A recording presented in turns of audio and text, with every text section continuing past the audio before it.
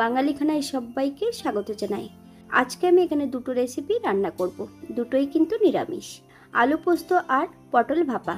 আপনারা তো অনেকভাবে রান্না করে খেয়েছেন, একবার আমার মতন করে সহজ পদ্ধতিতে আপনিও শিখে নিতে পারবেন ছোট ছোট টিপস সহ।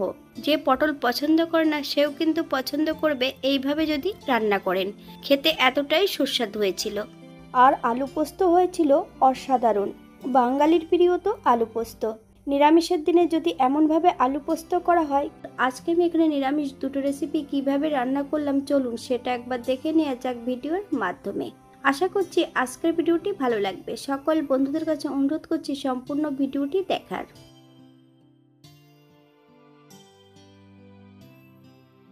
আগের থেকে আমি এখানে বেশ কিছুটা পটল কেটে নিয়েছি। পটলগুলো হালকা হালকা কিন্তু আমি খোসা রেখেছি আর হালকা হালকা করে কিন্তু চারিধার থেকে কেটে দিয়েছি। আপনারা একবার স্ক্রিনের দিকে ফলো করবেন।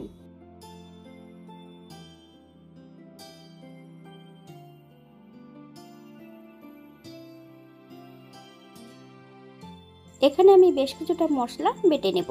1 চামচ সাদা সর্ষে, 1 চামচ সাদা জিরে, 5-6টা কাঠবাদাম, বেশ কিছুটা কাঁচা লঙ্কা বেশ মিহি করে বেটে নিতে হবে।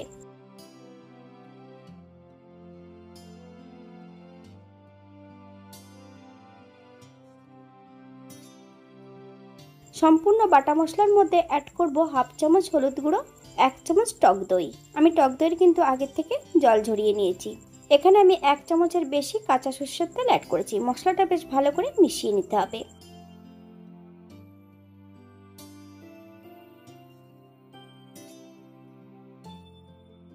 অপর দিক থেকে একটা কড়াইতে বেশ কিছুটা সরষের তেল অ্যাড করেছি, 1/2 চামচ হলুদ গুঁড়ো। এক এক করে সম্পূর্ণ পটলগুলো অ্যাড করব।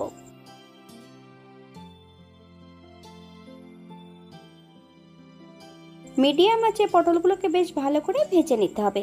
তবে আপনারা আপনাদের পছন্দ মতন পটলগুলো ভেজে নিতে পারেন। বাঙালি রান্না ঘরোয়া উপকরণ দিয়ে। আপনাদের যদি রান্নাগুলো পছন্দ হয় তাহলে চ্যানেলটি সাবস্ক্রাইব করে দিয়ে পাশে থাকবেন।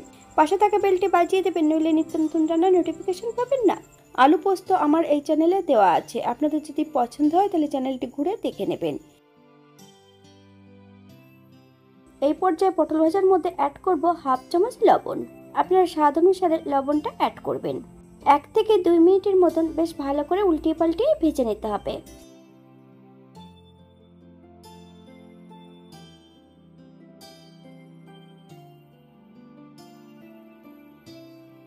মশলার মধ্যে অ্যাড করব 1/2 চামচ লবণ আর 1/2 চামচ চিনি। মশলাটাকে বেশ ভালো করে মিশিয়ে নিতে হবে। ভেজে রাখা সম্পূর্ণ পটলগুলো মশলার মধ্যে অ্যাড করতে হবে।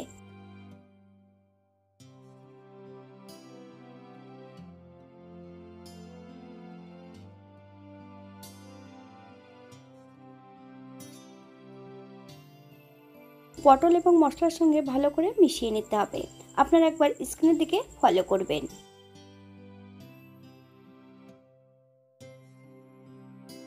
এই রান্নাতে কিন্তু আমি জল ব্যবহার করব না। আপনারা যদি পছন্দ করেন তাহলে অ্যাড করতে পারেন। এই পর্যায়ে অ্যাড করব বেশ কিছুটা কাঁচা লঙ্কা। তবে কাঁচা লঙ্কাগুলোকে একটু ফালি দিয়ে অ্যাড করেছি। উপর থেকে ছড়িয়ে দেব 1 চামচ কাঁচা সরষের তেল।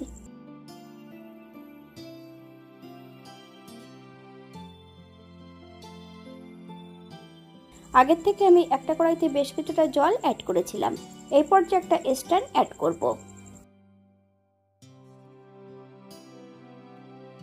15 থেকে 20 মিনিটের জন্য মিডিয়াম আঁচে ভাপিয়ে নিতে হবে।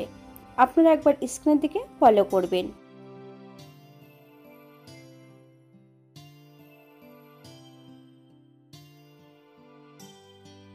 20 মিনিট পর আপনারা যদি কাঁচা তেল পছন্দ করেন তাহলে এই পর্যায়ে অ্যাড করতে পারেন।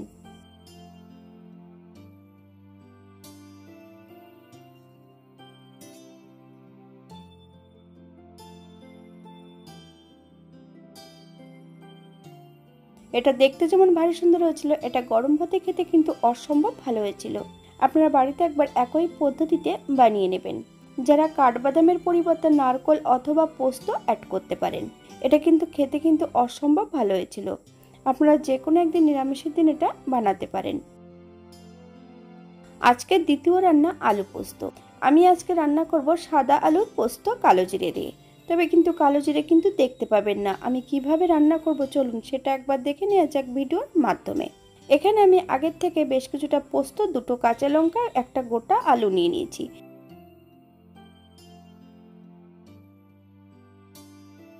আমি এখানে চন্দ্রমুখী আলু ব্যবহার করছি, আপনারা আপনাদের পছন্দ মতন আলুটা নিয়ে নিতে পারেন। এই পর্যায়ে আমি আলুটা কেটে নিয়েছি, আলুগুলোকে বেশ ছোট ছোট টুকরো করে কেটে নিয়েছি। আপনারা আপনাদের পছন্দ মতন আলুগুলো কেটে নিতে পারেন।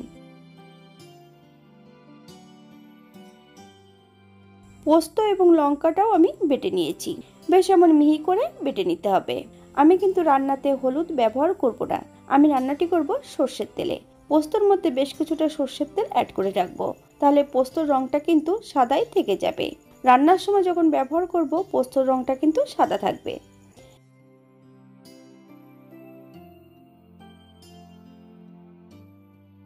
এই পর্যায়ে আমি অ্যাড করব একটা কড়াইতে বেশ কিছুটা সর্ষের তেল। তেল গরম হওয়া পর্যন্ত অপেক্ষা করতে হবে। ফোড়নে রেখেছি কালো জিরে। ফোড়ন থেকে সুগন্ধ বেরোলে সম্পূর্ণ কালো জিরেটা তেল থেকে তুলে ফেলে দেব। এই পর্যায়ে অ্যাড করব একটা কাঁচা লঙ্কা। সম্পূর্ণ কেটে রাখা আলুগুলো অ্যাড করব। মিডিয়াম আঁচে বেশ ভালো করে আলুগুলো ভেজে নিতে হবে।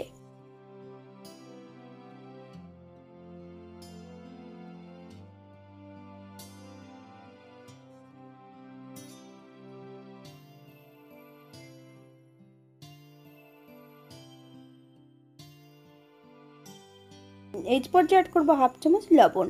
আপনারা স্বাদ অনুসারে লবণটা অ্যাড করবেন।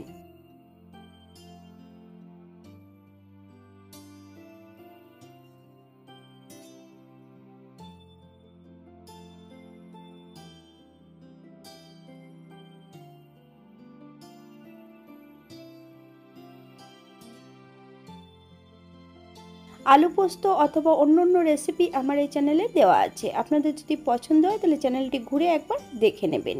তবে এই আলু পোস্তটা খেতে কিন্তু অসম্ভব ভালো হয়েছিল।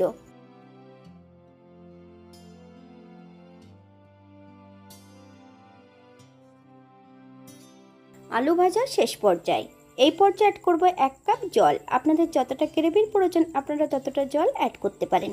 আলুর রংটা কিন্তু লালচে হবে না, তার আগেই কিন্তু জলটা অ্যাড করতে হবে। মিডিয়াম আঁচে 7 থেকে 8 মিনিটের জন্য ঢাকা দিয়ে রেখে দেবো, যাতে আলুটা সেদ্ধ হয়ে যায়।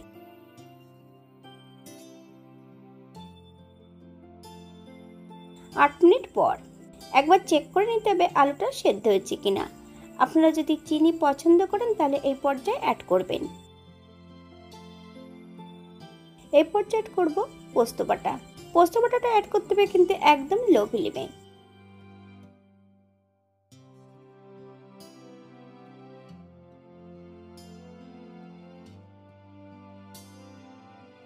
দুই থেকে 3 মিনিটের জন্য মিডিয়াম আঁচে ঢাকা দিয়ে রেখে দেব। এখানে আমি বেশ কিছুটা কাঁচা লঙ্কা ফালি দিয়ে অ্যাড করেছি, আপনারা যদি পছন্দ করেন তাহলে পরিমাণে বাড়িয়ে দিতে পারেন।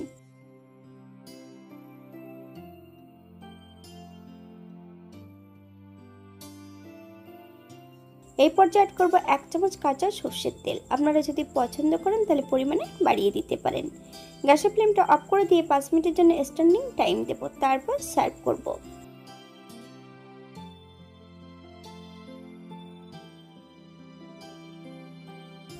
এটা দেখতে যেমন ভারী সুন্দর হয়েছে, এটা গরম ভাতে, রুটি, পরোটা সবকিছুর সঙ্গে অসম্ভব ভালো লাগবে। আপনারা বাড়িতে একবার একই পদ্ধতিতে বানিয়ে নেবেন। আমি আজকে এখানে দুটো রেসিপি রেখেছিলাম সম্পূর্ণ নিরামিষ। আপনারা যদি এখানে পেঁয়াজ, রসুন বা অন্যান্য মশলা পছন্দ করেন তাহলে অ্যাড করতে পারেন। আজকের ভিডিওটি এই পর্যন্ত। সবাই সুস্থ থাকবেন, ভালো থাকবেন। অন্যদিন নতুন রেসিপি নিয়ে আপনাদের সামনে আবার আমি হাজির হব। নতুন ও পুরনো সকল বন্ধুদের অসংখ্য ধন্যবাদ ভিডিওটি দেখার জন্য। হাতে যদি সময় থাকে তাহলে একটা লাইক, কমেন্ট, শেয়ার করবেন।